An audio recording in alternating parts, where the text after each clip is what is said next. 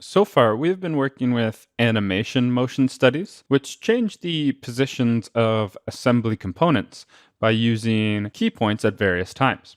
Animations use interpolation to define the motion of components between these key points. In basic motion studies, on the other hand, mass, inertia, component interaction, and gravity are taken into account, and the motion is calculated. The position of components is determined by the physics of the situation.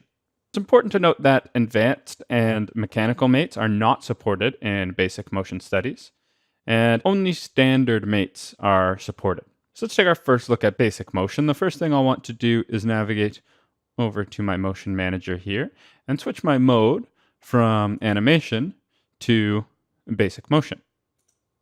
From here, we'll just take a quick look at an example of a simple Plinko game that has already been generated with both gravity and body contact. So I'll just press my play here. And here I can see the assembly components interacting with each other and being driven by gravity. Here I can see that basic motion can be very useful for complex animations where basic physics or component interaction may be required.